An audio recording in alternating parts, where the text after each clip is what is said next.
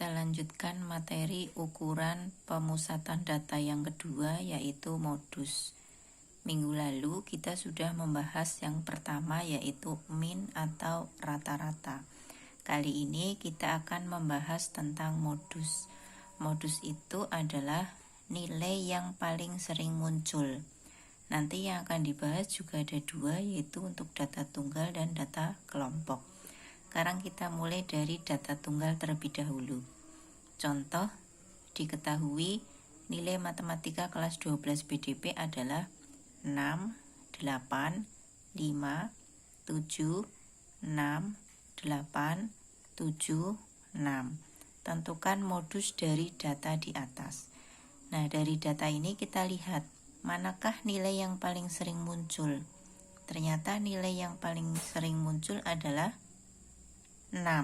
Maka di sini jawabnya modusnya nilainya adalah 6.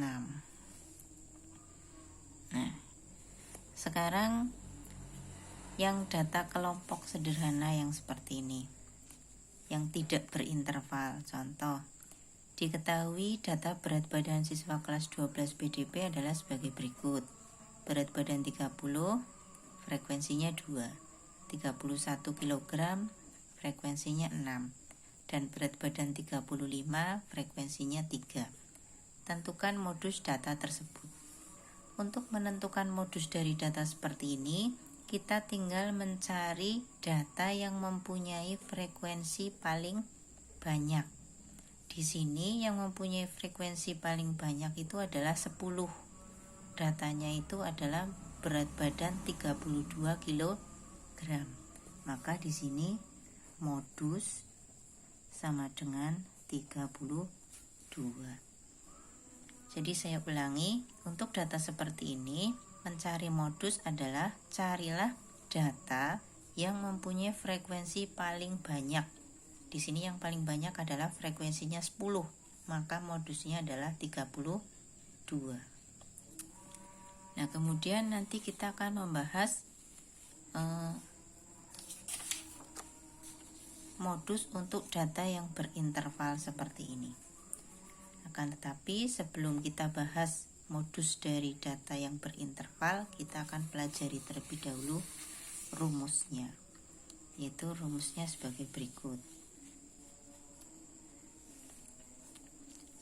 Rumus modus data kelompok berinterval. Rumusnya ini TB ditambah dengan D1 per D1 tambah D2 kali P. Sebelum kita menentukan TB-nya nilainya berapa, D1-nya berapa, D2-nya berapa, kita harus tentukan terlebih dahulu kelas modus. Ya, sebelum menentukan nilai TB, D1, D2, P, kita tentukan dulu yang namanya kelas modus. Kelas modus kita cari dengan cara mencari kelas yang mempunyai frekuensi paling banyak. Akan tetapi kita akan lihat masing-masing ini sebenarnya apa. MO itu apa, TB itu apa, D1 apa, D2 apa, P apa. Kita lihat terlebih dahulu keterangannya. Nah, ini keterangannya. Jadi di sini MO di sini adalah modus. TB di sini adalah tepi bawah kelas modus. Jadi yang namanya kelas modus itu menjadi penting. Ketika nanti kita salah menentukan kelas modus, berarti nanti kita akan salah menentukan TB, D1, D2. Jadi untuk menentukan kelas modusnya nanti harus betul dulu. Ya, jadi TB itu tepi bawah kelas modus. Kemudian D1 itu adalah frekuensi kelas modus dikurangi frekuensi sebelumnya. D2 frekuensi kelas modus dikurangi frekuensi sesudahnya. P itu panjang interval. Mungkin kalau kita melihat rumusnya agak terlalu rumit, akan tetapi nanti kalau melihat contohnya akan lebih jelas.